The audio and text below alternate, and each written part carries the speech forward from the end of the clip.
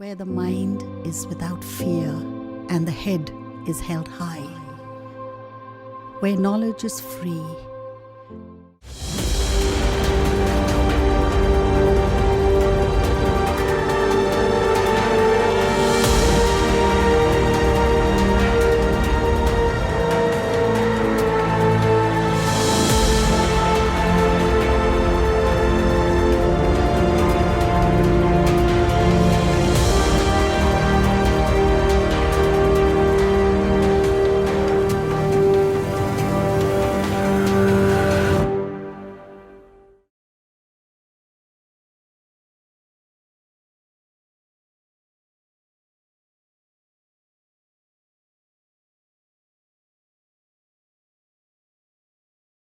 আমি ফুলচাঁদ সরকার।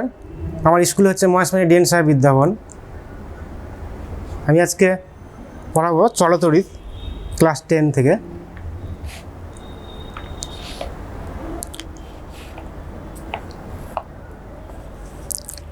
আর চলতরিৎ নামটা এমনভাবে দেওয়া হলো কেন, না চলতরিৎ কেন বলছে, আমরা লিখলাম চলতরিৎ। তাহলে চলতরিৎ মানে হচ্ছে যে তড়িৎটা যেতে পারবে, অর্থাৎ একটা যদি স্থির না থেকে অন্য জায়গাতে বা অন্য জায়গাতে যেতে পারে, সেই জন্যই এটাকে বলা হচ্ছে চলতরিৎ। তা চলতরিৎ যেহেতু আছে, নিশ্চিত তাহলে আরেকটা তড়িৎ থাকবে যেটা স্থির তড়িৎ, যেটা যেতে পারবে না। সেটা কেমন ধরনের তড়িৎ, মানে এক জায়গাতেই উৎপন্ন হবে, ওইখানেই থাকবে। সেগুলো আমরা নিচু ক্লাসে পড়েছি, হয়তো 6-7-এ পড়েছি। যেমন কতগুলো বাস্তব উদাহরণ বা বাস্তব ঘটনা একটু বলি। যেমন হচ্ছে শীতকালে যেটা বোঝা যায় সাধারণত, যে চিরুনি দিয়ে চুল আঁচড়ানোর পরে সেই চিরুনিটাকে যদি আমরা ছোটো ছোটো কাগজের টুকরোর কাছে নিয়ে যাই, তাহলে সেগুলোকে আকর্ষণ করে। কেন আকর্ষণ করে না, ওই যখন চিরুনি দিয়ে চুলটা আঁচড়াই, তখন হচ্ছে কি চিরুনিতে একটা তড়িতের সৃষ্টি হয়, যে তড়িৎটাকে বলা হচ্ছে স্থির তড়িৎ। যেহেতু ওখানে তড়িৎ সৃষ্টি হলো, সেই কারণের জন্য এবার ওগুলোকে যখন আমরা ছোটো ছোটো কাগজের কাছে নিয়ে যাই, সেগুলোকে আকর্ষণ করে তড়িতের জন্যই। সেই জন্য ওটাকে বলা হলো স্থির তড়িৎ। তো স্থির তড়িৎ সম্পর্কে কুলম্ব নামে একজন বিজ্ঞানী একটা সূত্র দিয়েছিল।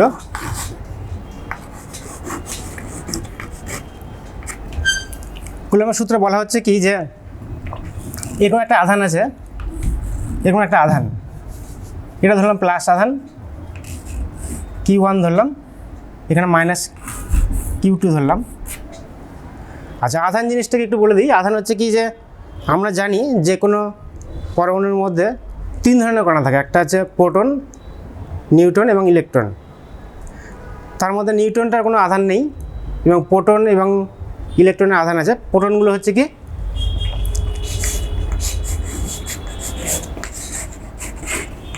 প্রোটনগুলো হচ্ছে প্লাস টাইপের, আর ইলেকট্রনগুলো হচ্ছে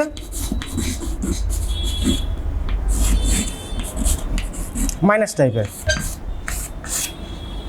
আচ্ছা, এইগুলোই হচ্ছে আধান, অর্থাৎ এই যে প্লাস বা মাইনাস যে বললাম, সেটাই হচ্ছে আধান। এই প্লাস মাইনাসের মধ্যে আকর্ষণ ও বিকর্ষণ সম্পর্কেই কুলম্ব সূত্র দিয়েছিল, যেটাকে আমরা লিখলাম, যে ধরলাম যে এখানে Q1 এখানে Q2, যদি দুটোই প্লাস বা দুটোই মাইনাস হয়, তাহলে তাদের মধ্যে বিকর্ষণ ঘটবে। এবং যদি দুটোর মধ্যে একটা প্লাস একটা মাইনাস হয়, তাহলে তাদের মধ্যে আকর্ষণ ঘটবে। তো সেই আকর্ষণ বা বিকর্ষণ বলের মানটা কত হবে, অর্থাৎ কী পরিমাণে শক্তি দিয়ে বা কী পরিমাণ বল দিয়ে আকর্ষণ করবে, সেটাই সম্পর্কে কুলম্বের সূত্রটা। সেখানে বলা হচ্ছে যে যদি F আকর্ষণ বলের মানটা হয়, তাহলে F সমানুপাতি বলা হচ্ছে Q1 Q2 এর গুণফলের সমানুপাতি। অর্থাৎ এখানটায় যে আধান আছে এবং এখানটায় যে আধান আছে, সেই দুটোর গুণফল যেটা হবে, তাদের সঙ্গে সমানুপাতি হবে আকর্ষণ বলের মানটা। আরটা হচ্ছে কি F, এটাও সমানুপাতি হয় 1/r² এর সঙ্গে, অর্থাৎ r এর বর্গের ব্যস্তানুপাতি। আরটা জিনিসটা কি, যে আর হচ্ছে এখান থেকে এটা যে দূরত্ব, সেই দূরত্বটাকে লেখা হলো r এর সাহায্যে। এবার এই দুটোকে যদি আমরা একসঙ্গে লেখা হয়, তাহলে F সমানুপাতি বলবো Q1 Q2 বাই হচ্ছে r²। এবার এই সমানুপাতির জায়গাতে যদি সমান চিহ্ন দেওয়া হয়, তাহলে একটা ধ্রুবক নিয়ে আসতে হবে, যেটাকে লিখলাম K এর সাহায্যে, K Q1 Q2 বাই হচ্ছে r²। এটা হচ্ছে কুলম্বের সূত্রের গাণিতিক রূপ, যেখানে কে হচ্ছে একটা ধ্রুবক যে ধ্রুবকটার মান মাধ্যমের উপর নির্ভর করে। মাধ্যম বলতে বায়ু মাধ্যম বা শূন্য মাধ্যম যদি হয় তাহলে তার মানটা একরকম হবে, বা অন্য কোনো মাধ্যম যেমন কাঁচ, গ্লিসারিন, জল, যা কিছু হোক না কেন তার মানটা বিভিন্ন ক্ষেত্রে বিভিন্ন রকমভাবে হয়। এই হচ্ছে কুলম্বের সূত্র। এই কুলম্বের সূত্র থেকে আমরা যদি কিউ এর সংজ্ঞা দিতে চাই বা আধানের সংজ্ঞা দিতে চাই তাহলে এখান থেকে পাবো। আমরা যদি এই সমীকরণটাকে মনে রাখি, এই সমীকরণটা থেকে সংজ্ঞা দেওয়ার যদি চেষ্টা করি তাহলে কে এর মানটা বায়ু মাধ্যমের ক্ষেত্রে 1 হয় বা শূন্য মাধ্যমের ক্ষেত্রে 1 হয়। তাহলে যদি এটাকে 1 ধরে নিই সিজিএস পদ্ধতি, তাহলে এফ সমান সমান হচ্ছে Q1 Q2 by r square. এখান থেকে যদি দুটোর মান সমান হয়, অর্থাৎ Q1 এবং Q2 এর মান যদি সমান ধরে নিই আমরা, তাহলে এফ সমান সমান হচ্ছে q square by r square, বা কিউ স্কোয়ার সমান হচ্ছে এফ ইন্টু আর স্কোয়ার।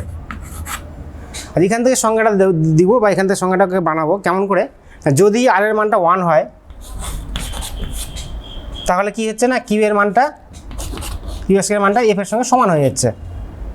অর্থাৎ এটা যদি সাজিয়ে বলি বা একটু ভেঙে বলি তাহলে বলবো যে দুটো সমজাতীয় আধান এইটার মান যদি সমান হয় এবং তাদের মধ্যে যদি একক দূরত্ব রাখা হয়, একক বলতে 1 সেন্টিমিটার দূরত্ব বা 1 মিটার দূরত্ব রাখা হয়, যদি সিজিএস পদ্ধতিতে বলি তাহলে সেটা বলবো আমরা 1 সেন্টিমিটার দূরত্বে রাখা হয়, তাহলে তাদের মধ্যে যদি এক ডাইন বিকর্ষণ বল কাজ করে তাহলে তার মানটাকে বলা হবে 1 ESU একক। মানে এই কিউ এ যে মানটা পেলাম বা এককটা পেলাম সেটাকে বলা হচ্ছে 1 ESU। এবং যদি এদের মধ্যে এই 1 মিটার দূরত্ব রাখা হয় এবং সেক্ষেত্রে যদি ওদের বিকর্ষণ বলের মানটা 1 নিউটন হয় তাহলে তাদের মানটাকে বলা হবে 1 কুলম্ব।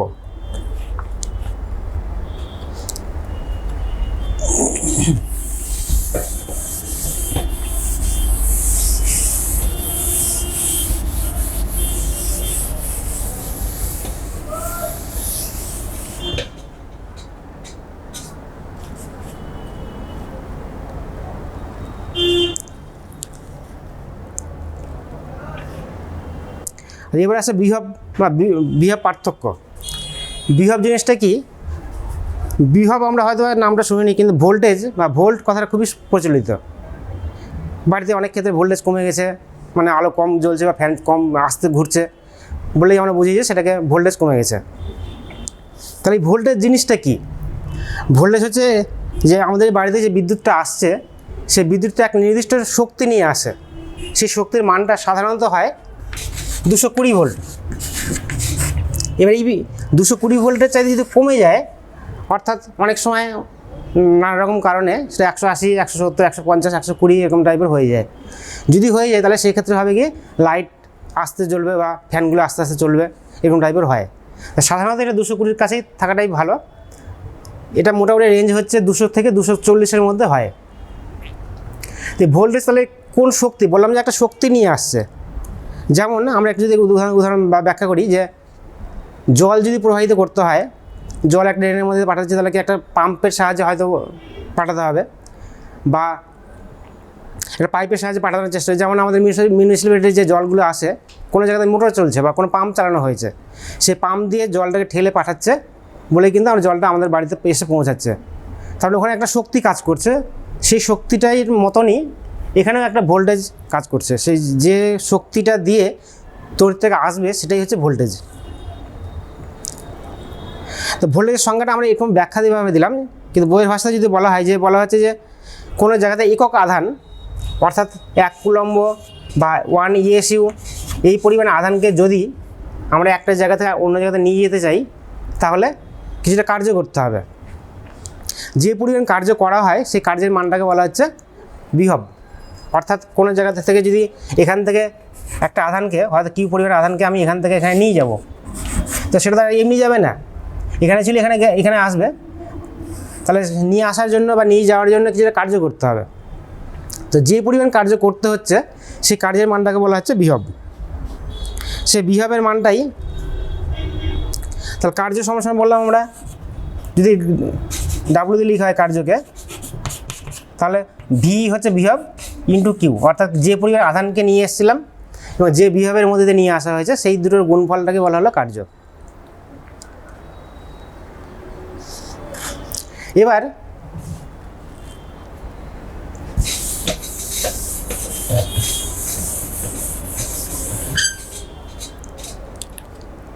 এখানটা একটা বিন্দু আছে, এখানটা একটা বিন্দু আছে, এই দুটোর মধ্যে বিভব যদি এখানে ধরলাম 220 ভোল্ট, এখানে যদি শূন্য থাকে তাহলে একরকম হতে পারে, বা এখানটায় 220 আছে, এখানটা আরেকটা অন্যরকম কিছু একটা থাকতে পারে, হয়তো 110 থাকতে পারে, বা অন্যরকম কিছু একটা থাকবে, 300 থাকতে পারে, 500 থাকতে পারে। এই দুটোর মধ্যে যে পার্থক্যটা থাকবে সেটা হচ্ছে বিভব পার্থক্য বলা হচ্ছে। আমাদের বাড়িতে যেটা থাকে সাধারণত, যে একটা জিরো ধরা হয়, একটা ভোল্টেজটাকে জিরো করা হয়, আর একটাতে এরকম টাইপের থাকে। তো সেটা সবসময় যে জিরো হবেই এমনটা নাও হতে পারে, জিরো না হয় অন্য কোনো ভোল্টেজ থাকতেও পারে। তো যদি অন্য কোনো ভোল্টেজ থাকে তাহলে সেটাকে তাদের মধ্যে বিয়োগফলটা যেটা হবে সেটাকে বলা হচ্ছে বিভব পার্থক্য। আর যদি জিরো হয় তাহলে ভালোই। আর জিরো কেমন করে করা হয় না, এই ভোল্টেজটাকে যেটা নিউট্রাল তার বলা হয়, সেই নিউট্রাল তার বা নেগেটিভ তার যেটা, সেইটাকে সাধারণত মাটির সঙ্গে কানেকশন করা থাকে, মাটির সঙ্গে আর্থিং করে দেওয়া থাকে। মাটির সঙ্গে আর্থিং করে দিলে পরে হয় কি, যে ওইটার মানটা সাধারণত জিরো হয়ে যায়। এটা যদি অন্য কোনো ভোল্টেজ পেয়েও যায় এই মানটা, তাহলেও সাধারণত এটা জিরো হয়ে যাবে, কেননা যেহেতু মাটির সঙ্গে কানেকশন করা থাকছে। হয় বাড়িতে বা পোলের সঙ্গে যারা ইলেকট্রিক সাপ্লাই করে তারা পোলের সঙ্গে হোক বা অন্য কোনো জায়গা থেকে হোক, সেটা মাটির সঙ্গে কানেকশন করে রাখে নিউট্রাল তারটাকে।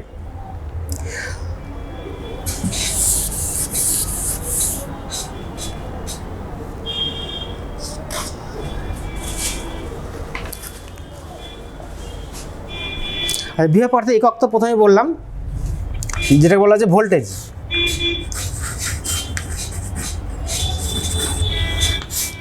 ভোল্ট হচ্ছে বিভব পার্থক্যের একক। ভোল্ট কাকে বলা হবে না, যদি 1 কুলম্ব আধানকে 1 কুলম্ব আধানকে কোনো একটা জায়গা থেকে, এখান থেকে হয়তো এখানে নিয়ে গেলাম, নিয়ে যাওয়ার জন্য যদি 1 জুল পরিমাণ কাজ করি, 1 জুল পরিমাণ কাজ করি, তাহলে যে পরিমাণ ভোল্টেজের সৃষ্টি হবে, ভোল্টেজ আছে ভাবে ধরে নেব, সেটাকে বলা হচ্ছে 1 ভোল্ট। অর্থাৎ 1 কুলম্ব আধানকে যদি একটা বিন্দু থেকে অন্য বিন্দুতে নিয়ে যাওয়ার জন্য 1 জুল কাজ করা হয়, তাহলে সেই মানটাকে বলা হবে 1 ভোল্ট। ভোল্টের সিজিএসে একটা একক আছে, সেটাকে বলা হচ্ছে স্ট্যাট কুলম্ব, স্ট্যাট ভোল্ট।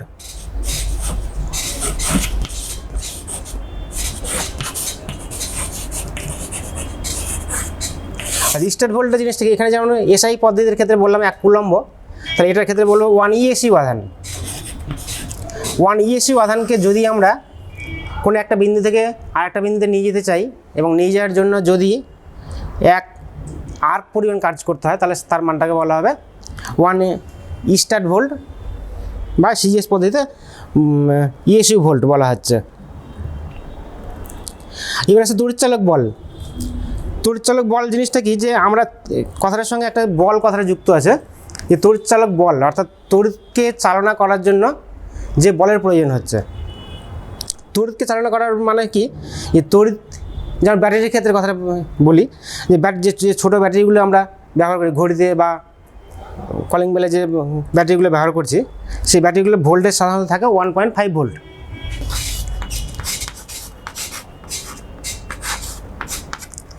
এই যে 1.5 ভোল্ট এই জিনিসটা কি, বা এই যে বাড়িতে ইনভার্টারের মধ্যে যে ব্যাটারিগুলো থাকে সেগুলো থাকছে সাধারণত 12 ভোল্ট থাকে। তো 12 ভোল্ট বা 1.5 ভোল্ট এই জিনিসগুলো কী যদি বলি তাহলে বলবো যে ওইখানে ওইটার মধ্যে বা ব্যাটারিগুলোর মধ্যে কিছু কেমিক্যাল ঢোকানো আছে, যে কেমিক্যালটার মধ্যে অনবরত রাসায়নিক বিক্রিয়া ঘটছে। রাসায়নিক বিক্রিয়া ঘটার ফলে ও করছে ওই রাসায়নিক বিক্রিয়া বা যে কেমিক্যালগুলো ঢোকানো আছে, সেই কেমিক্যালগুলোর মধ্যে শক্তির পরিবর্তনের মাধ্যমে সেগুলো তড়িৎ শক্তি উৎপন্ন করছে।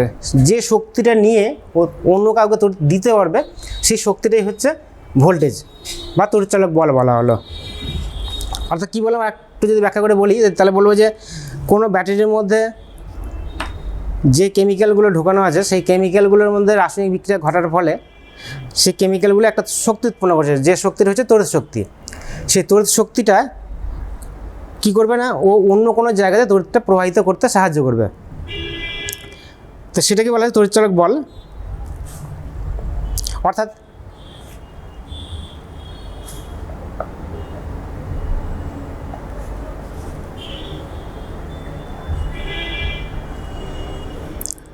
আর তড়িৎ চালক বল। এবার আসছে তড়িৎ প্রবাহ।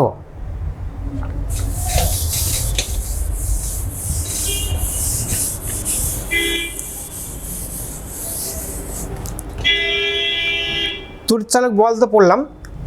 এবার কোনো পরিবাহীর মধ্য দিয়ে একটা তার, সেই তারটার মধ্যে দিয়ে যদি আমরা তড়িৎ প্রবাহ পাঠাতে চাই তাহলে কী করতে হবে না, কোনো তড়িৎ উৎসের সঙ্গে লাগাতে হবে। আর তড়িৎ উৎস বলতে হয় বাড়ির কারেন্টের সঙ্গে লাগাতে হবে বা কোনো ব্যাটারির সঙ্গে লাগাতে হবে। লাগাতে গেলে একটা শক্তি যাচ্ছে, যে শক্তিটা কী বলছে প্রবাহ, অর্থাৎ এখান থেকে তড়িৎ প্রবাহ হচ্ছে এদিকে।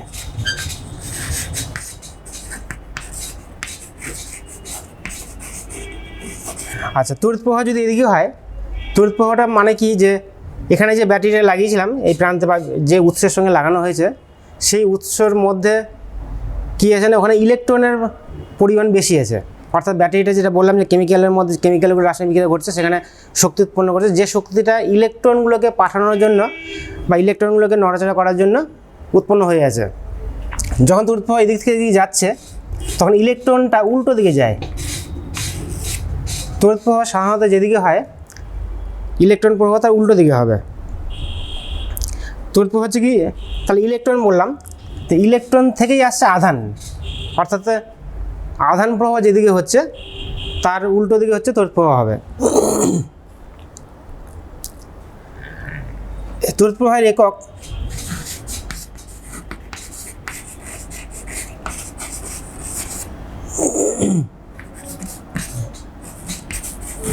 হচ্ছে অ্যাম্পিয়ার।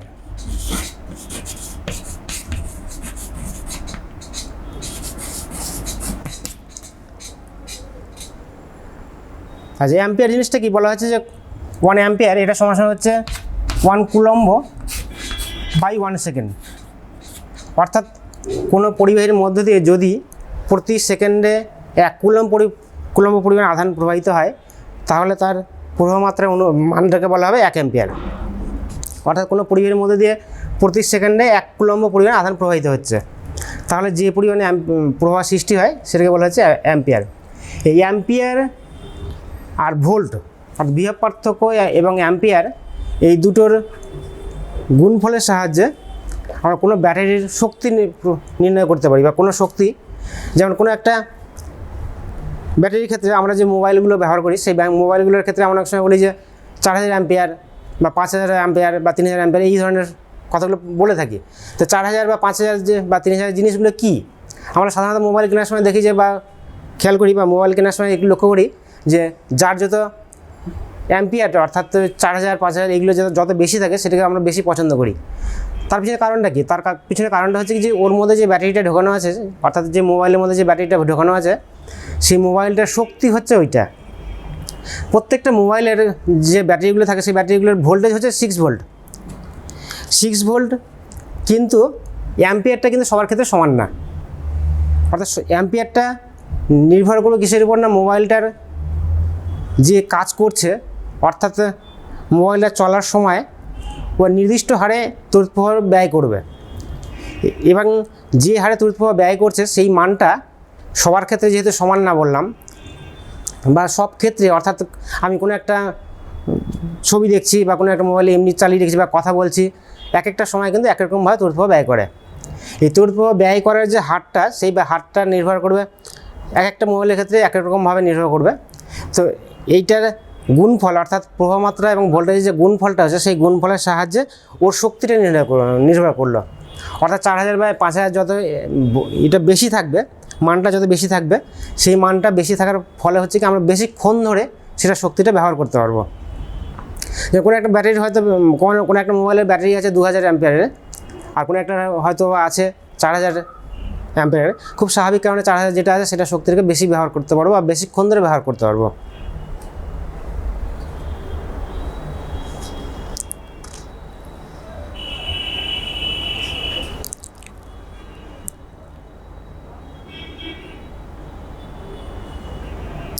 কুলম্বের সূত্র যেটা পড়লাম, কুলম্বের সূত্র কোন কোন ক্ষেত্রে কাজ করে, কোন কোন ক্ষেত্রে কাজ করবে না, বা যদি বলি যে কুলম্বের সূত্র কি কোনো ব্যতিক্রম আছে বা কোনো ক্ষেত্রে কাজ করবে না এমন কি হয়, তাহলে বলবো যে হ্যাঁ, শুধু কুলম্বের সূত্র কেন, যে কোনো সূত্রেই কিছু ব্যতিক্রম থাকে বা কিছু কিছু শর্তে ওগুলো পালিত হয়, কিছু কিছু শর্তে পালিত হয় না। কুলম্বের সূত্র কোন ক্ষেত্রে কাজ করবে না? না, বলা হয়েছে যে কোনো পরমাণুর মধ্যে যে প্রোটন, নিউট্রন বা ইলেকট্রনগুলো আছে তাদের মধ্যে তো একটা আধান সৃষ্টি হয়ে আছে, অর্থাৎ প্রোটনগুলো বললাম যে প্লাস বা পজিটিভ টাইপের, ইলেকট্রনগুলো বললাম নেগেটিভ বা মাইনাস টাইপের। তাহলে কি তাদের মধ্যে একটা আকর্ষণ বল কাজ করে এই কুলম্বের সূত্র অনুযায়ী? তাহলে বলবে না, কারণ কুলম্বের সূত্রটা কাজ করার জন্য ন্যূনতম একটা দূরত্বের দরকার হয়। সেই দূরত্বটা হচ্ছে 10⁻⁻8 মিটার। এই পাওয়ারে এই পরিমাণ এর চাইতে বেশি দূরত্ব হতে হবে। তো বেশি দূরত্ব যদি না হয় তাহলে কিন্তু কাজ করবে না। কিন্তু পরমাণুর মধ্যে যে দূরত্বটা থাকে সেই দূরত্বের মানটা এর চাইতে কম হয় বলে সেখানে কাজ করে না। তাহলে বলবো আমরা কুলম্বের সূত্র এটা ব্যতিক্রম বা এটা শর্তের মধ্যে পড়ে গেল।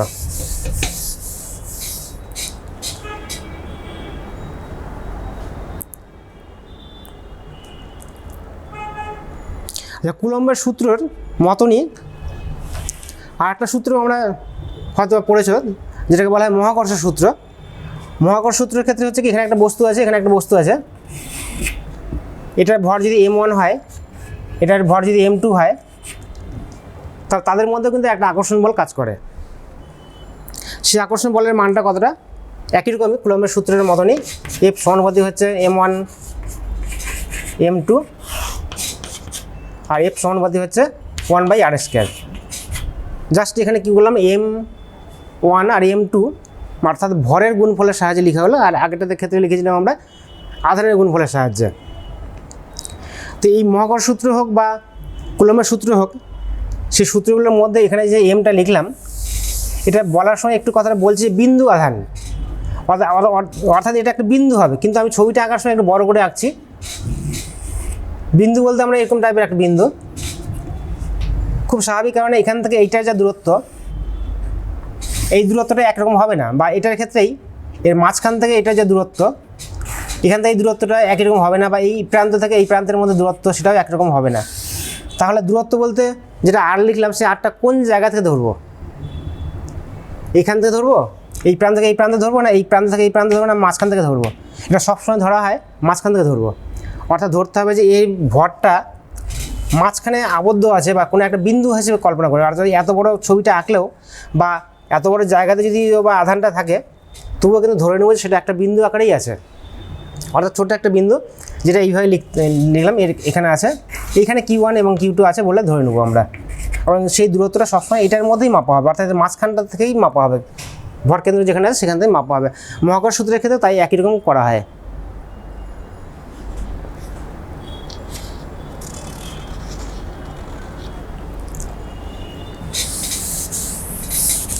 আর এরপরে আসছি ওহমের সূত্র। তাহলে এখানটা একটা বিন্দু আছে বা যার ভোল্টেজ ধরলাম V1, এখানটা একটা বিন্দু আছে যেটা ভোল্টেজ ধরলাম V2। যদি V1 এর মানটা বড় হয় V2 এর চাইতে, তাহলে কি হবে না, এখান থেকে তড়িৎ এদিকে যাবে, অর্থাৎ উচ্চ বিভব থেকে সবসময় নিম্ন বিভবের দিকে তড়িৎটা যায়। যেহেতু এটার ভোল্টেজের মানটা বেশি, সেই জন্য এটা এখান থেকে এখানে তড়িৎটা যাবে। তো তড়িৎটা যাওয়ার সময় কেমন করে যাবে বা কিসের উপর ভিত্তি করে যাবে সেটা যদি বলি, তাহলে বলবো যে V1 মাইনাস V2 এটা সমানুপাতিক হবে I বলতে প্রবাহমাত্রা।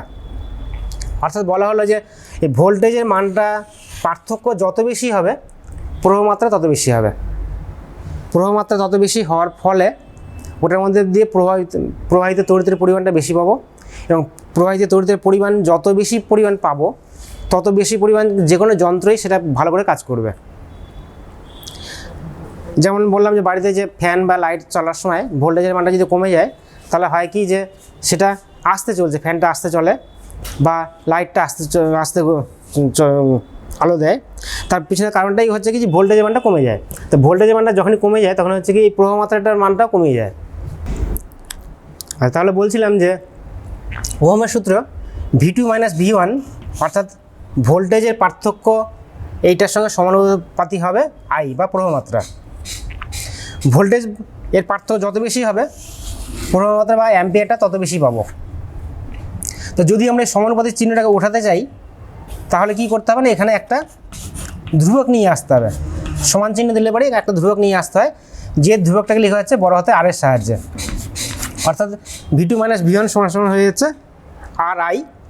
এই V2 মাইনাস V1কে যদি V দিয়ে লেখা হয়, এটাও লিখে নিতেই পারি, V সমান সমান হয়ে গেল আর আই। আর এই আরটাকে কী বলা হলো, আরটাকে বলা হচ্ছে, নাম আছে এটা একটা রোধ, রোধ বা বাধা। বাধা মানে জিনিসটা কি, যে কোনো তারের মধ্যে দিয়ে বা যে কোনো পরিবাহের মধ্য দিয়ে যখন তড়িৎ প্রবাহ হয়, ও কিন্তু বাধা দেওয়ার চেষ্টা করবে, যে তড়িৎটা যেতে দিব না। সেই বাধাটা কে কতটা পরিমাণ দিচ্ছে সেটাকে বলা হচ্ছে রোধ। এবং সেই বাধাটা নির্ভর করবে যে কোন উপাদান দিয়ে ওই তারটা তৈরি, সেই তারটার উপাদানের উপর নির্ভর করবে যে বাধার পরিমাণটা কতটা হবে। যেমন আমরা বাড়িতে একটা ছোটোখাটো বাড়িতে যদি ওয়ারিং করার সময় যে তারগুলো ব্যবহার করি আমরা, সেই তারগুলো একটু মোটা টাইপের ব্যবহার করি, মোটা মোটা তার, তামার তার ব্যবহার করি। তামার তার ব্যবহার না করে যদি কেউ অ্যালুমিনিয়ামের তার বা লোহার তার ব্যবহার করে, তাহলে কী হবে, কোনো অসুবিধা হবে কি? তড়িৎ ঠিক পাবো, কিন্তু তড়িৎ পাবো ঠিকই পাবো, লাইটে জ্বলবে, ফ্যানে জ্বলবে, সব কিছুই হবে। এবার সেক্ষেত্রে কিন্তু তামার তারের পরিবর্তে লোহার তার বা অ্যালুমিনিয়ামের তার যদি ব্যবহার করি, তাহলে হয় কি যে খরচ কিন্তু অনেক কম হবে। একটা ছোটোখাটো বাড়িতে যদি ওয়ারিং করার সময় দেখা যায় 30,000 টাকা 35,000 টাকা তার লেগে যাচ্ছে, কিন্তু সেটার পরিবর্তে যদি আমরা তামার তারের পরিবর্তে অ্যালুমিনিয়ামের তার ব্যবহার করি, লোহার তার ব্যবহার করি, তাহলে দেখা যাবে সেই খরচটা হয়তো 5,000 টাকার মধ্যে হয়ে যাবে। তাহলে আমরা 5,000 টাকাতে না করে 30,000 টাকা খরচ করতে গেলাম কেন? নিশ্চিত কারণ আছে। সেই কারণটা হচ্ছে কি, যে তামার তারের মধ্যে দিয়ে যখন তড়িৎ প্রবাহ হয়, সে বাধা খুব কম পরিমাণ দেয়, কিন্তু লোহার তার বা অ্যালুমিনিয়ামের তার যদি ব্যবহার করি, সেক্ষেত্রে বাধার পরিমাণটা অনেক বেশি হবে। অনেক বেশি হওয়ার ফলস্বরূপ হবে কি, যে আমরা যদি ওই তারটার সাহায্যে বা একটা অ্যালুমিনিয়ামের তারের সাহায্যে বা লোহার তারের সাহায্যে যদি কোনো ফ্যান চালানো হয়, তাহলে ফ্যানটার স্পিড অটোমেটিক্যালি কমে যাবে। এবং আর একটা যেটা ঘটনা ঘটবে, সেটা হচ্ছে কি, যে বাড়িতে বিদ্যুতের খরচটা বেড়ে যাবে। খরচটা বেড়ে যাওয়া মানে হচ্ছে কি, যেহেতু বাধা পরিমাণ বেশি দিচ্ছে, সেই কারণে যে পরিমাণ তড়িৎটা আসছে বাড়িতে, সেই পরিমাণ ব্যয় হতে পারছে না, নষ্ট হয়ে যাবে বেশি পরিমাণ। কিন্তু আমাদের বাড়িতে যে ব্যবহার করি আমরা বিদ্যুৎটা, সেই বিদ্যুৎটা যেটুকু ব্যবহার করছি এবং যেটুকু নষ্ট হচ্ছে, দুটোরই বিল দিতে হয়। তাহলে আমার নষ্টের পরিমাণটা যেহেতু বেশি হবে, তাহলে সেটারও তো বিল দিতে হবে। যে কারণে হচ্ছে কি, যে তামার তারের পরিবর্তে লোহার তার বা অ্যালুমিনিয়ামের তার ব্যবহার করলে সে বিলের পরিমাণটা অনেকটা পরিমাণ বেড়ে যাবে। সেই কারণের জন্য কিন্তু আমরা লোহার তার ব্যবহার করি না, বা আমরা পাতলা পাতলা তারগুলো ব্যবহার করতে পারতাম। পাতলা তার বলতে ফ্লেক্সিবল যে তারগুলো হয়, সেই তারগুলো ব্যবহার করতে পারতাম, সেগুলো কিন্তু করি না। বেশ একটু মোটা টাইপের, এবং যত বেশি মোটা টাইপের দেওয়া হবে, মিস্ত্রিরা সাধারণত বলে যত বেশি মোটা টাইপের তার দেওয়া হবে তত ভালো। তার পিছনে কারণ আছে যে মোটা তার যত বেশি হবে তত বাধার পরিমাণটা কম হয়। তা সেটাই হচ্ছে এই বাধা বা রোধ বলা হচ্ছে সেটাকেই।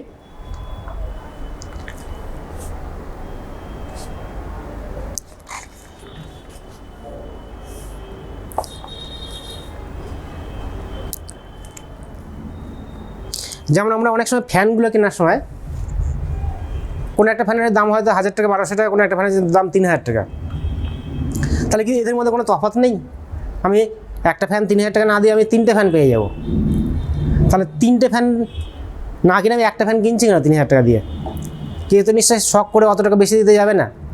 তার পিছনে নিশ্চয়ই কারণ আছে, যে ওই 3,000 টাকা দামের যে ফ্যানটা, সেই ফ্যানটার মধ্যে যে কয়েলটা আছে, প্রত্যেকটা ফ্যানের মধ্যে জানি আমরা কয়েল থাকে, সেই কয়েলটা কী উপাদান দিয়ে তৈরি বা সেই কয়েলটা তার কী দিয়ে তৈরি করা হয়েছে, সেটা কিন্তু আমরা দেখতে পাচ্ছি না।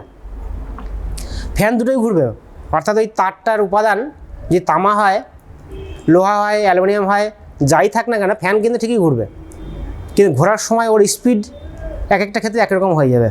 যদি তামার তার, অর্থাৎ ওই তারটার উপাদান যত ভালো হবে, যত সুপরিবাহী হবে, তত তড়িৎ প্রবাহ মাত্রা বেশি পাবো, তত প্রবাহ মাত্রা বেশি পাওয়ার ফলস্বরূপ হচ্ছে কি, যে ওর ফ্যানটার স্পিড বেশি পাবো। এবং শুধু স্পিডের ব্যাপারটাই নয়, ওখানে যে ওয়াট নষ্ট হবে, অর্থাৎ যে পরিমাণ তড়িৎ শক্তি ব্যয় করবো আমরা, সেটার পরিমাণে নির্ভর করবে।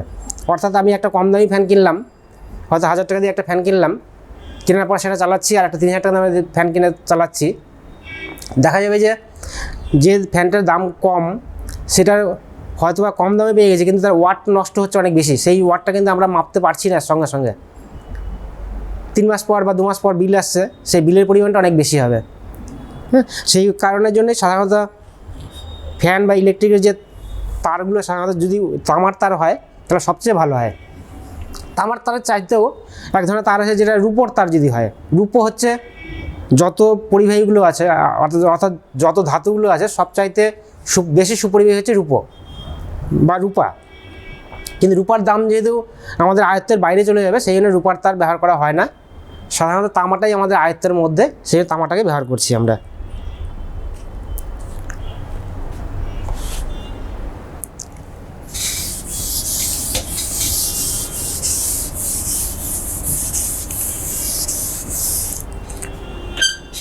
আচ্ছা, ওহমের সূত্র যদি আমরা গ্রাফ করতে চাই,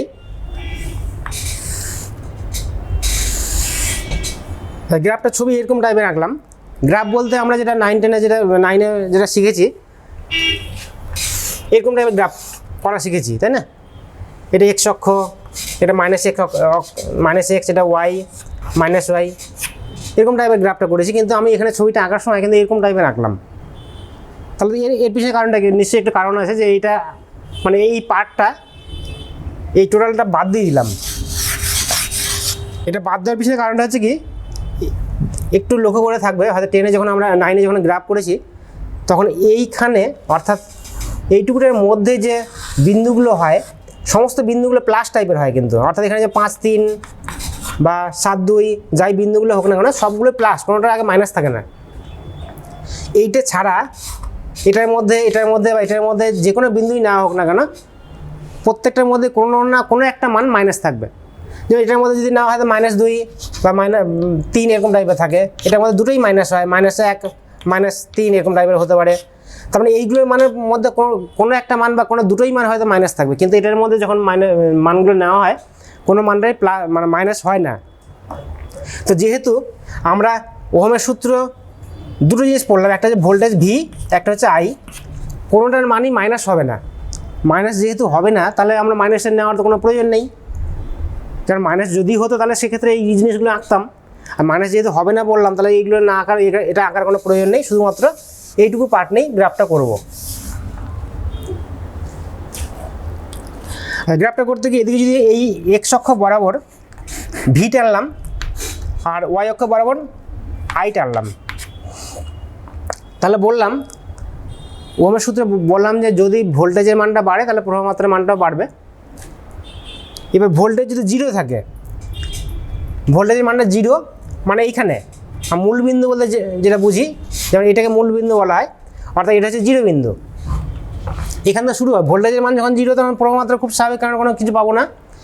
ভোল্টেজের মানটা যদি বাড়ে তাহলে হচ্ছে আই বা প্রবাহমাত্রার মানটা বাড়বে, অর্থাৎ সরলরেখা বরাবর বাড়বে। এটা বাড়ছে, এটাও বাড়ছে।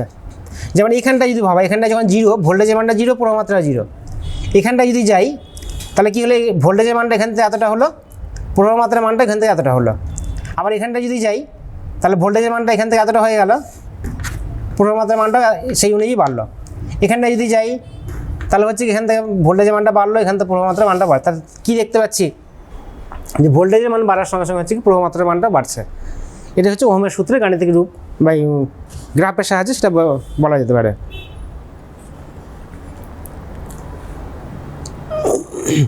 যে ওহমের সূত্র প্রযোজ্য হবে না কোথায় বা সব ক্ষেত্রে কি প্রযোজ্য হয়, তাহলে বলবো যে না, এটা সব ক্ষেত্রে হয় না। প্রত্যেকটা সূত্রেই আমরা যে ওহমের সূত্র বলি বা কুলম্বের সূত্র পড়ি বা গ্যাসের যে সূত্রগুলো পড়েছি, চার্লসের সূত্র, বয়েলের সূত্র, সমস্ত জায়গাতে কিছু ব্যতিক্রম থাকে। ওহমের সূত্রের ক্ষেত্রেও কিছুটা ব্যতিক্রম আছে। ওহমের সূত্রটা বলা হলো যে তাপমাত্রা এবং অন্যান্য ভৌত অবস্থা। মানে ওহমের সূত্রটাকে যদি একটু ভালো করে বলা হয় তাহলে বলবো যে প্রথমেই বলা হয় যে তাপমাত্রা এবং অন্যান্য ভৌত অবস্থা যদি অপরিবর্তিত থাকে, তাহলে একটা বলা হলো তাপমাত্রার কথা বলা হলো, আর অন্যান্য ভৌত অবস্থা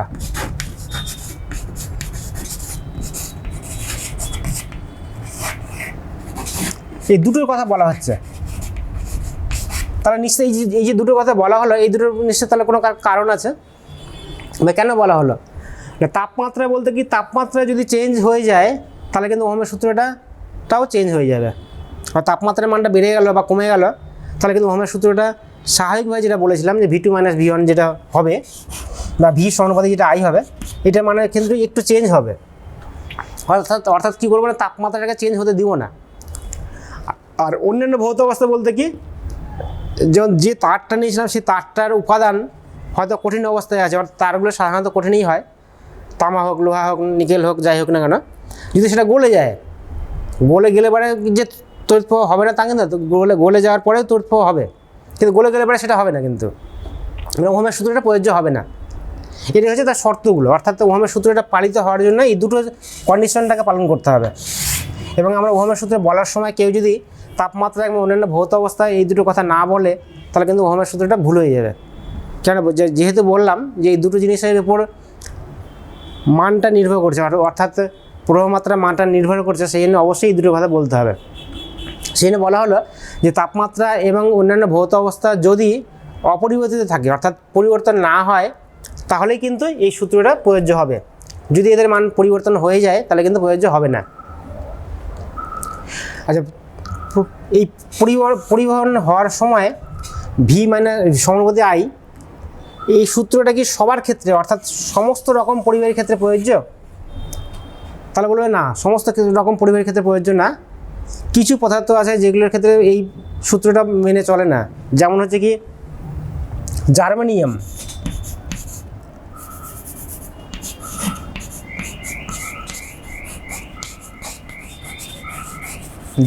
আর সিলিকন।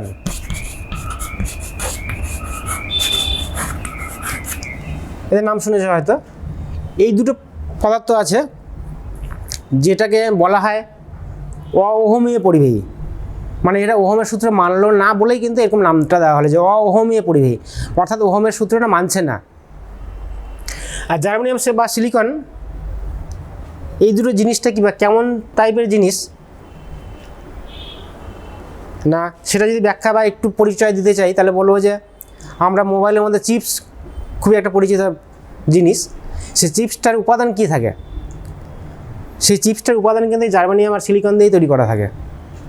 অর্থাৎ ওটা হচ্ছে এমন একটা জিনিস যেটা বিশেষ কিছু ক্ষেত্রে, বিশেষ কিছু অবস্থায় সেই জিনিসগুলো কাজ করবে। কিছু ক্ষেত্রে বিশেষ কিছু অবস্থায় কাজ করে বলেই তাদেরকে আমরা খুবই মূল্যবান জিনিস হিসেবে, অর্থাৎ খুবই প্রয়োজনীয় জিনিস বর্তমান যুগে, যেমন মোবাইলে চিপস বা ওই ধরনের কোনো জিনিসকে তৈরি করার জন্য এই জিনিসগুলোকে ব্যবহার করছে। এবং এরা কিন্তু ওহমের সূত্র মেনে চলে না, এবং যেহেতু মেনে চলছে না সেই জন্য বলা হলো এদেরকে অওহমীয় পরিবাহী বলা হলো। আচ্ছা, এই যে তাপমাত্রার কথা বললাম যে তাপমাত্রার উপর তারা নির্ভর করছে প্রবাহমাত্রার মানটা।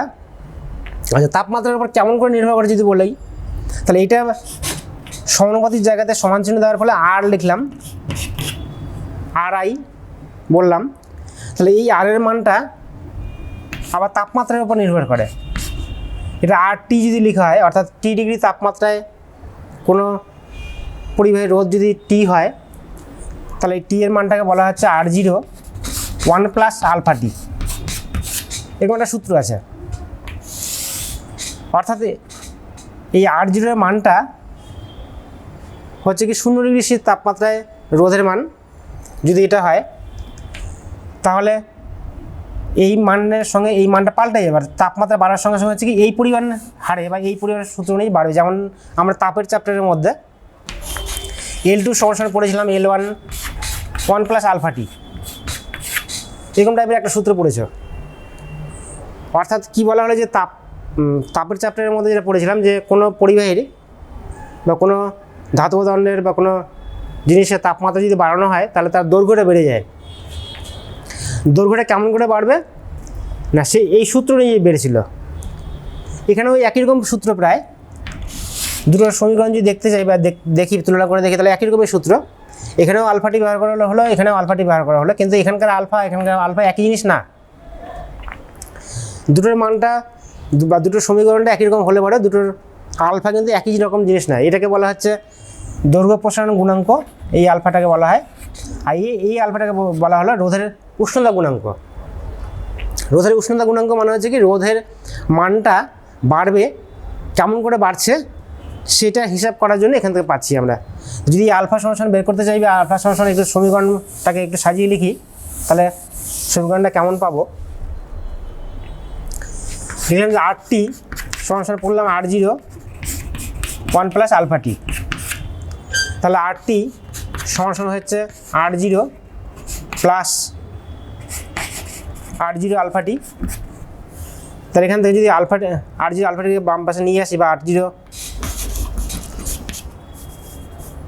আলফা টি সমান হবে তাহলে আর টি মাইনাস আর 0, বা আলফা সমান পাচ্ছি আমরা আর টি মাইনাস আর 0 টি। অর্থাৎ এই টাইপের সমীকরণ কিন্তু তাপের চ্যাপ্টারের মধ্যে এল দিয়ে লিখেছিলাম, এল দিয়ে ওখানটায় আলফা সমান ছিল L2 মাইনাস L1 বাই হচ্ছে L1 আলফা টি। তাহলে সেম সমীকরণ, কিন্তু সেম সমীকরণ, এখানে জাস্ট আলফা এখানেও আলফা, কিন্তু দুটোর ক্ষেত্রে নামটা বললাম আলাদা। এটাকে বলা রোধের উষ্ণতা গুণাঙ্ক বলা হলো, এটার ক্ষেত্রে বলা হলো দৈর্ঘ্য প্রসারণ গুণাঙ্ক।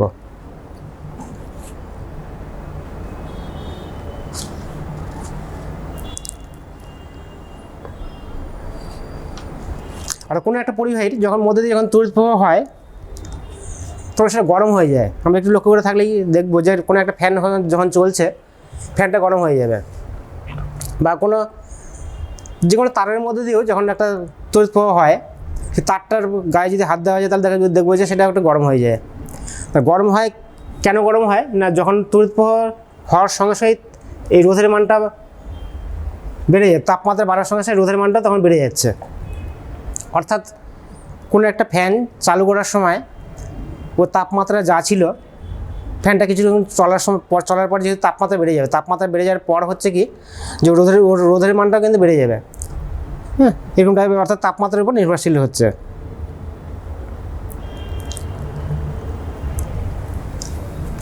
আর এবার আসছে আভ্যন্তরীণ রোধ।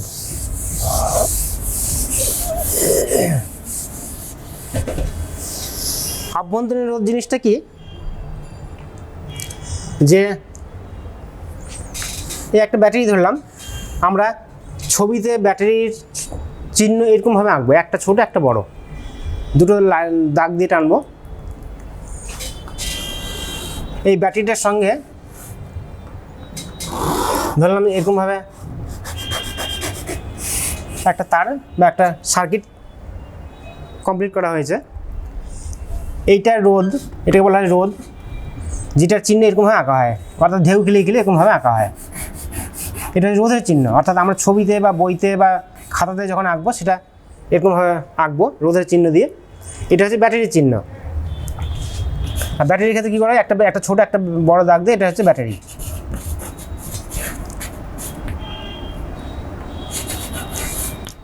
আর ব্যাটারির সঙ্গে এরকম একটা কানেকশন করা হলো। এবার খুব স্বাভাবিক কারণে এটার ভোল্টেজের মানটা ধরলাম যে 1.5 ভোল্ট বা কিছু একটা ধরলাম, এটার রোধের মানটা আর ধরেছি, তাহলে বা রোধের মানটা যদি 10 বা কিছু একটা হয়, আর সঙ্গে যদি 10 ধরে নিই, তাহলে ওহমের সূত্র অনুযায়ী ভি সমান হচ্ছে IR। ভি এর মানটা ধরলে বলেছি 1.5 ভোল্ট, রোধের মানটা ধরলাম 10 ইন্টু আই থাকলে তো আই সমান হচ্ছে 1.5/10, অর্থাৎ 0.15 এত অ্যাম্পিয়ার পাওয়ার কথা। কিন্তু বাস্তবে দেখবো যে সেই এত অ্যাম্পিয়ার পাবো না। হ্যাঁ, তাহলে ওহমের সূত্রটা অনুযায়ী 1.15 অ্যাম্পিয়ার তড়িৎ প্রবাহ মাত্রা পাওয়ার কথা, অথচ বলছি যে পাবো না। কেন পাবো না? তার কারণটা যদি ব্যাখ্যা করতে চাই তাহলে বলবো তড়িৎ প্রবাহ যখন হচ্ছে, এটা হচ্ছে ব্যাটারির প্লাস অংশ, এটা হচ্ছে মাইনাস অংশ। এই প্লাস অংশ থেকে তড়িৎ প্রবাহ যাচ্ছে, এদিকে গেল, এইখানে গিয়ে এখানে শেষ যে হয়েছে তা কিন্তু না, তড়িৎ প্রবাহটা আর কন্টিনিউ করছে, এখানে এই ভেতর দিয়ে যাচ্ছে। অর্থাৎ আমরা যে রোধটা হিসাব করে, সেই রোধটা হিসাব করেছি এইটার রোধ, বা পুরো তারটার রোধটাকে হিসাব করলাম, কিন্তু ব্যাটারির মধ্যে দিয়ে এইটুকুটা পার করার জন্য তো একটা বাধা সৃষ্টি করবে। অর্থাৎ ব্যাটারিটার মধ্যে দিয়েও যে তড়িৎটা কমপ্লিট করবে, সেই ব্যাটারিটাও নিজে থেকেই একটা ওই তড়িৎ প্রবাহের বাধা সৃষ্টি করবে। ওই যে বাধাটা সৃষ্টি হলো, সেই বাধাটাকে বলা হচ্ছে আভ্যন্তরীণ রোধ।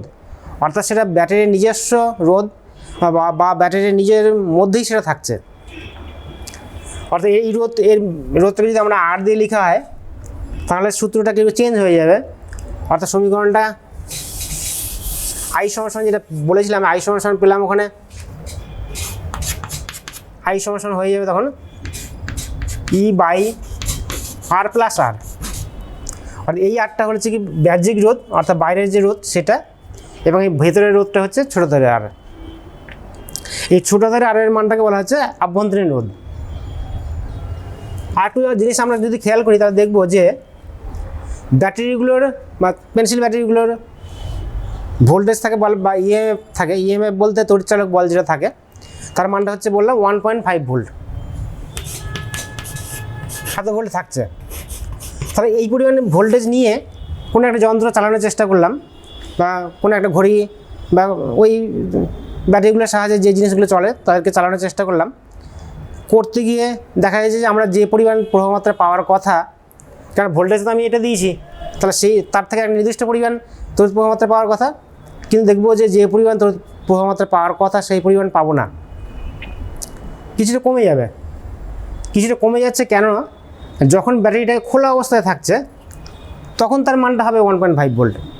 অর্থাৎ ওর মধ্যে যে কেমিক্যালগুলো ভরা আছে সেই কেমিক্যালগুলোর মধ্যে রাসায়নিক বিক্রিয়া ঘটার ফলে যে শক্তিটা উৎপন্ন হচ্ছে সেই শক্তিটার মান হচ্ছে 1.5 ভোল্ট। কিন্তু ও যখন তড়িৎ প্রবাহ দিবে বা সার্কিটটা কমপ্লিট করে যখন তড়িৎ প্রবাহ করবে তখন কিন্তু আর 1.5 ভোল্ট পাচ্ছি না, তখন পাবো কতটা 1.3 বা 1.2 ভোল্ট পাবো।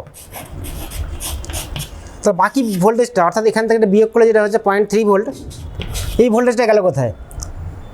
না, এটা বলে নষ্ট হয়ে যায়। সব সময়ের জন্যই যে কোনো তড়িতের ক্ষেত্রে আমরা যখন তড়িৎ প্রবাহ চালাই বা তড়িৎ প্রবাহ পাই তখন কিছুটা তড়িৎ সবসময় নষ্ট হয়। সেই তড়িৎটা এখানে নষ্ট হবে কথা এই 0.3 ভোল্টেজ, এই ভোল্টেজটা নষ্ট হয়ে যাবে। এবার যেহেতু এই ভোল্টেজটা নষ্ট হচ্ছে সেই জন্য এটাকে বলা হচ্ছে নষ্ট ভোল্ট বলা হচ্ছে।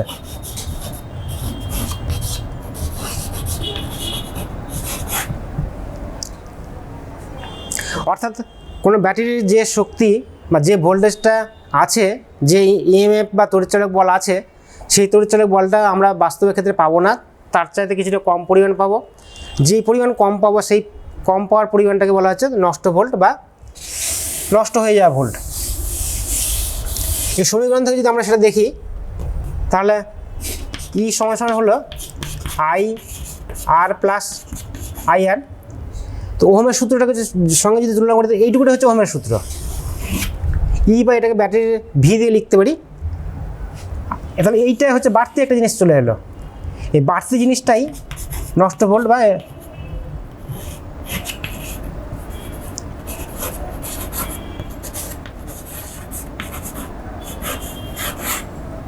এটা হচ্ছে নষ্ট ভোল্ট। এটা কখন সৃষ্টি হবে? এটা যখন আমরা সার্কিটটা কমপ্লিট করব, অর্থাৎ সার্কিট কমপ্লিট করার পরে তার মধ্যে তড়িৎ প্রবাহ হয়। যখন সার্কিট যদি কমপ্লিট করা থাকে বা সার্কিট যদি কোথাও ভেঙে দেওয়া থাকে বা কাটা থাকে তাহলে কিন্তু তড়িৎ প্রবাহ হবে না। এখানে যদি কোথাও কেটে দিই তাহলে কিন্তু তড়িৎ প্রবাহ হবে না। তড়িৎ প্রবাহ যখন না হচ্ছে না তখন এই ব্যাটারিটার শক্তি একরকম হবে, তড়িৎ প্রবাহ যখন হচ্ছে তখন কিন্তু তার শক্তির মানটা অন্যরকম হয়ে যাবে। তড়িৎ প্রবাহ যখন হচ্ছে অর্থাৎ সার্কিটটা কমপ্লিট করা আছে তখন যে ভোল্টেজটা পাবো সেটাকে বলা যায় ভোল্টেজ বা বিভব পার্থক্য। আর এটা যখন কাটা অবস্থা থাকলো, তড়িৎ প্রবাহ হলো না, তখন তার যে শক্তি থাকলো সেটার মানটা একরকম হবে, সেটাকে বলা হয় তড়িৎচালক বল। সেই জন্য তড়িৎচালক বলের সংজ্ঞা দেওয়ার সময় একটু অন্যরকমভাবে সংজ্ঞা দেওয়া হলো। বলা হচ্ছে যে মুক্ত বর্তনী, অর্থাৎ কোনো বর্তনী কমপ্লিট করা নেই, কাটা আছে কোথাও, সুইচ অফ করা আছে কোথাও, সেই অবস্থায় কোনো ব্যাটারির মধ্যে তড়িৎ শক্তি ব্যয় করার জন্য বা তড়িৎ প্রবাহ দেওয়ার জন্য যে পরিমাণ শক্তি উৎপন্ন হয়ে থাকে সেই শক্তির মানটাকে বলা হলো তড়িৎচালক বল।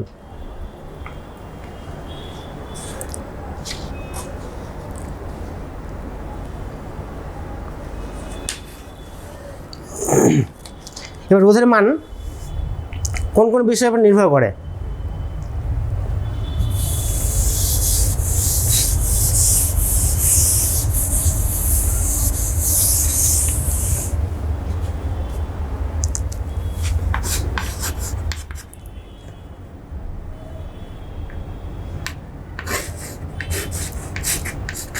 এরকম একটা সূত্র আছে, এই সূত্রটাকে যদি মনে রাখি তাহলে আমাদের হিসাবের একটু সুবিধা হবে বা মনে রাখার সুবিধা হবে। আর সমান বললাম রো এল বাই এ, এটাকে বলা হয় রো বলা হয়। আচ্ছা রো জিনিসটা কি, বা রো অক্ষরটা হচ্ছে কি, মানে আমরা যেমন বাংলায় ক খ গ এরকম পড়েছি, ইংরেজিতে ABCD পড়েছি, তেমনই রোমান হরফ। রোমান হরফ বলতে রোমান ভাষাতে কতগুলো অক্ষর ব্যবহার, আলফা বিটা গামা, এই জিনিসগুলো সম্পর্কে আমরা পরিচিত হয়েছি। তেমনি ওদের ভাষাতেও আরেকটা অক্ষর আছে যেটাকে বলা হয় রো। লিখা হয় এরকম হয় পি এর মতনই, পি এর মাথাটাকে সমান করা হয়, পি এর মাথাটাকে একটুখানি বাঁকিয়ে দেওয়া হচ্ছে, এটাকে বলা হয় রো।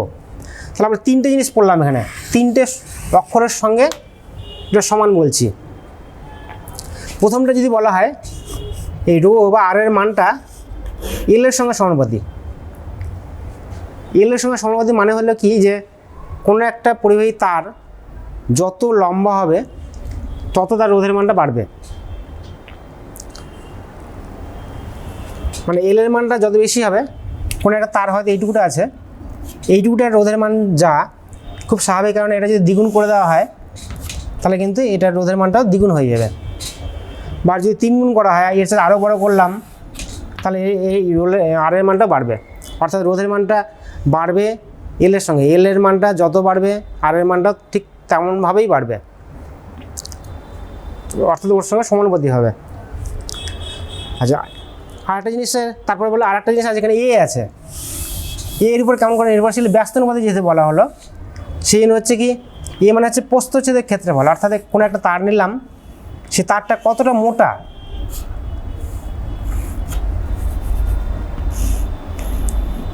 এইটার যে ক্ষেত্রফল আছে সেই ক্ষেত্রফলটাকে বলা হচ্ছে রো, এই বলা হলো এ, মানে প্রস্থচ্ছেদের ক্ষেত্রফল বলা যায়। অর্থাৎ কোনো একটা তারকে যদি কাটি, যেমন এই যে চকটাকে যদি আমরা এরকম কাটি, ছোটো ছোটো বৃত্ত পাওয়া যাবে, বৃত্তটার যে ক্ষেত্রফল সেটাকে বলা হচ্ছে এ দিয়ে লেখা হলো। তার মানে একটা আমরা যদি ওই তারটাকে এই চকের সঙ্গে যদি তুলনা করা হয়, তাহলে এই চকটার যে মাথার যে ক্ষেত্রফলটা আছে সেই ক্ষেত্রফলটাই হচ্ছে এ। তার ক্ষেত্রফল যত বেশি হয়, তাহলে কী দেখতে পেলাম না, ক্ষেত্রফল যত বাড়ছে তত রোধের মানটা তত কমে যাচ্ছে, কিন্তু ব্যস্তানুপাতিক যেহেতু। অর্থাৎ ক্ষেত্রফলের মান যত বেশি হবে রোধের মানটা তত কম হবে। তো ক্ষেত্রফলের মানটা যত বাড়াতে পারবো, অর্থাৎ যত মোটা দিতে পারবো তারগুলো, তত কিন্তু সুবিধা হবে, তত রোধের মানটা কম হবে। আর রোধের মানটা কম হওয়ার ফলে তড়িৎ প্রবাহ দেওয়ার সময় বা তড়িৎ প্রবাহ পাওয়ার সময় বাধার পরিমাণটা কম হবে।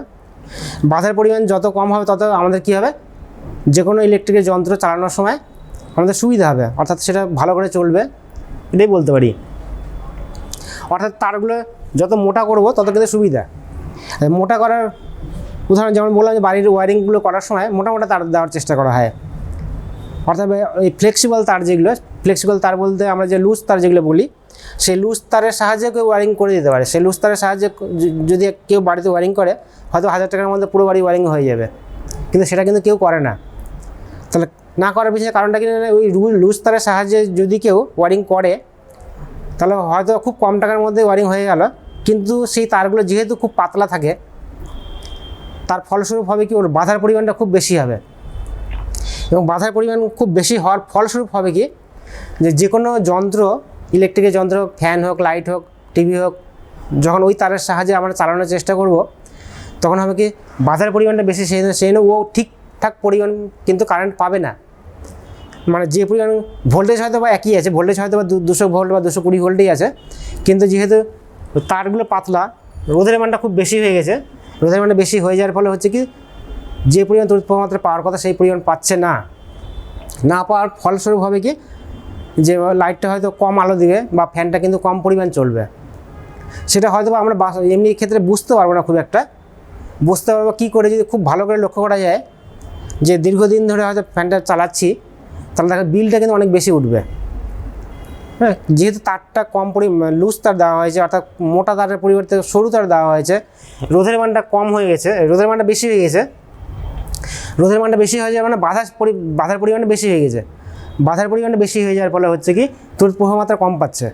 তড়িৎ প্রবাহ মাত্রা কম পাওয়ার ফলস্বরূপ কিন্তু ওই জিনিসটা হবে। অর্থাৎ আমরা ওয়ারিং করার সময় সবসময় মনে রাখতে হবে যে যত বেশি মোটা পরিমাণ তার ব্যবহার করতে পারবো তত কিন্তু আমাদের সুবিধা। এবং সেক্ষেত্রে বিলের পরিমাণটা, কেননা ওয়ারিং তো আমরা একদিন করবো বা গোটা বাড়িতে ওয়ারিংটা করছি একদিন, কিন্তু বিলটা তো আমাদের সারা জীবন ধরে সেই যতদিন ধরে ব্যবহার করতে ততদিন ব্যবহার করতে হবে। আর প্রতি মাসে যদি বিলের পরিমাণ বেশি আসে তাহলে সারা জীবনে কী পরিমাণ বিল বেশি আসবে সেটা যদি আমরা একটু ভাবি তাহলে কিন্তু আমরা সেদিকে সাবধান হব। তাহলে এই দুটো জিনিসের উপর নির্ভর করলো। এবার এই দুটোকে যদি আমরা একটা সূত্র আকারে লিখি তাহলে এল বাই এ হয়ে গেল। এটা সমান চিহ্ন দিলে পরে নিয়ম অনুযায়ী একটা ধ্রুবক নিয়ে আসতে হয়, সেই ধ্রুবকটা লিখা হলো রো এর সাহায্যে, তারপর এল বাই এ। এটাই হলো রোধ কোন কোন বিষয়ের উপর নির্ভর করছে সেটার মানের, সেটা হলো এটা। আর তিনটে জিনিসের উপর নির্ভর করলো, যেটা প্রথমেই আমরা লিখেছিলাম যে রো এল বাই এ, অর্থাৎ দৈর্ঘ্যের উপর নির্ভর করলো, ক্ষেত্রফলের উপর নির্ভর করলো, আর রো এর উপর নির্ভর করলো। এই রোটার নাম দেওয়া হচ্ছে,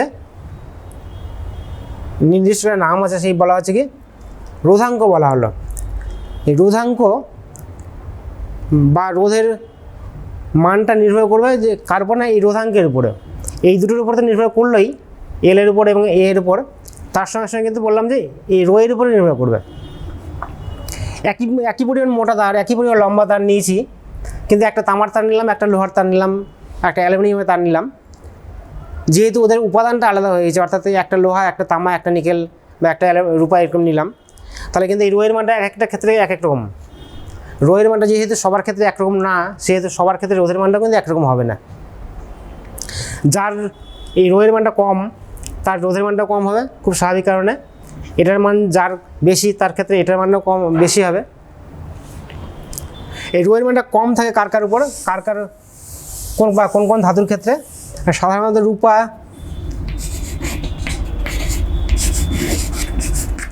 তামা এগুলোর ক্ষেত্রে এই মানটা কম। আর লোহা, অ্যালুমিনিয়াম এগুলোও ব্যবহার করতে পারি, এদের ক্ষেত্রে মানটা খুব একটা যে বেশি তা কিন্তু না, কিন্তু বেশি। আবার কিছু পরিবাহী আছে যেমন হচ্ছে প্লাস্টিক, এদের মানটা খুব বেশি, এদের ক্ষেত্রে এই রো এর মানটা খুব বেশি। যেমন সুইচগুলো, বাড়িতে যে সুইচগুলো ব্যবহার করা হয় সেগুলো কিসে তৈরি করা হয়, সেগুলো সাধারণত প্লাস্টিকে তৈরি করা হয়। তো প্লাস্টিকের সুইচগুলো ব্যবহার করছি কেন, বা সেগুলো পিভিসি সুইচ ব্যবহার করা হচ্ছে। এখন বেশিরভাগই সুইচগুলো পিভিসি সুইচ হয়। পিভিসি বা প্লাস্টিকের মতনই একটা জিনিস পিভিসিগুলো, সেগুলো ব্যবহার করছি কেন। আমরা তো যদি ওই সুইচগুলোর পরিবর্তে আমরা লোহার সুইচ ব্যবহার করি বা তামার সুইচ ব্যবহার করি, তাহলে কী হবে, যে ওই সুইচগুলো কেউ টেপার সময় কিন্তু শক লাগবে। তার কারণ হিসেবে কি না, তামা বা লোহা এগুলো হচ্ছে সুপরিবাহী, মানে ওর মধ্যে দিয়ে তড়িৎটা চলে আসতে পারবে। কারণ একটা সুইচের ভেতরেই কিন্তু কারেন্টটা থাকছে। সুইচটা হচ্ছে এমন এক ধরনের জিনিস যে যখনই আমরা অন করে দিচ্ছি ওর ভেতরে একটা সার্কিট কেটে যাওয়ার মতো ব্যবস্থা থাকে। যখনই অন করছি তখন সেই কাটা অংশটা জোড়া লেগে যায়, আর যখনই ওটা অফ করছি তখন কিন্তু কাটা অংশটা বিচ্ছিন্ন হয়ে যায়। বিচ্ছিন্ন হয়ে গিয়ে কী করছে, সার্কিটটাকে ভেঙে দিল, অর্থাৎ সার্কিটটার কমপ্লিট নেই যেহেতু সেখানে, সেই জন্য তড়িৎ প্রবাহ হবে না। অর্থাৎ ওই সুইচগুলো তাহলে প্লাস্টিকের সুইচ বা পিভিসি সুইচ ব্যবহার করছি এই কারণেই যে ওর রোধের মানটা খুব বেশি। যত বেশি হবে তত কিন্তু সুবিধা, তত ভালো কাজ করবে সুইচগুলো। যেমন আমরা বলার সময় যে ভেজে হাতে সুইচ টিপতে নিষেধ করা হয়, কারণ ভেজে হাতে যদি সুইচ টিপি তাহলে কী অসুবিধা হবে। কারণ ভেজে হাতে যদি সুইচ টিপি বা বোর্ডের সুইচগুলো টেপা হয় তাহলে শক লাগার একটা সম্ভাবনা থাকবে। কেন শক লাগার সম্ভাবনা থাকবে না, আমাদের শরীরটাও কিন্তু একটা পরিবাহীর মতো কাজ করবে। আমাদের শরীরের প্রত্যেকটা মানুষের শরীরের একটা নির্দিষ্ট রোধ আছে, সেই রোধের মানটা যদি ভেজে থাকে হাত তাহলে সেই রোধের মানটা কমে যায়। তাহলে আমাদের শরীরের রোধের মানটা যদি কমে যায়, অর্থাৎ এই রো এর মানটা যদি তার কারো ক্ষেত্রে কমে যায়, এই রোধের মানটা বললাম যে যদি সুইচটা টেপার সময় হাতটা ভেজে থাকে তাহলে এই রো এর মানটা কিন্তু কমে গেছে, যার অর্থ যে এই রোধের এই আর এর মানটা কমে গেছে। আর এর মানটা কমে যাওয়ার অর্থই হচ্ছে যে সেখান থেকে কিন্তু আমাদের হাতের মধ্যে চলে আসতে পারে। আর হাতের মধ্যে যদি চলে আসে তাহলে কী হবে, সেক্ষেত্রে শক লাগার সম্ভাবনা থাকবে। যেহেতু শক লাগার সম্ভাবনা থাকছে সেই জন্যই বলবো যে ভেজে হাতে সুইচগুলো না টেপাই ভালো।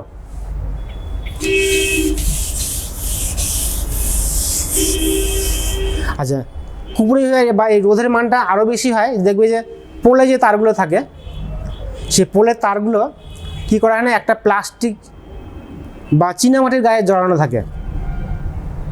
পোলের সঙ্গে পোলগুলো দাঁড় করানো থাকছে, পোলগুলোর সঙ্গে যে উপর দিয়ে যে তারগুলো গেছে সেই তারগুলো পোলের সঙ্গে যে লোহাগুলো থাকছে সেই লোহাগুলোর সঙ্গে সরাসরি কিন্তু কানেকশন করা থাকে না। কী করা থাকে না, ওখানে ওই লোহার সঙ্গে কতগুলো চীনামাটির চাকা বা ওই ধরনের কিছু জিনিস ব্যবহার করা হয়, চীনামাটির গায়ে তারপরে ওই তারগুলো পেঁচানো হয়। সেগুলো কেন করা হয় না, চীনামাটির গায়ে পেঁচানো হচ্ছে এই কারণেই যে চীনামাটিটা হচ্ছে কিন্তু রোধের মান খুব বেশি, এবং রোধের মানটা খুব বেশি হওয়ার ফলে ওই চীনামাটিগুলোর রোধের মান বেশি হওয়ার পরে ওর মধ্যে দিয়ে কিন্তু তড়িৎটা আসতে পারবে না। যদি আমরা তারগুলোকে সরাসরি ওই লোহার অ্যাঙ্গেলগুলোর সঙ্গে লাগিয়ে দিতাম তাহলে কী অবস্থা হতো না, ওই তারের মধ্যে যে কারেন্টটা থাকছে সেই কারেন্টটা তো পোলের মধ্যে চলে আসবে। এবার পোলের মধ্যে যদি চলে আসে তাহলে পোলের গায়ে যদি কেউ হাত দেয় তাহলে শক লাগার সম্ভাবনা থাকবে, শক লাগবে। সেটা যাতে না হয় সেই জন্য করা হয়েছে কি, ওই তারগুলোকে ওই চীনামাটির গায়ে আটকানো থাকে, যাতে সেই কারেন্টটা পোল দিয়ে মাটিতে না আসতে পারে, বা পোলে যদি কেউ হাত দেয় তাহলে যাতে কোনো অসুবিধা না হয় বা কোনো কিছু না হয়, সেই জন্য ওই ব্যবস্থা করা থাকে।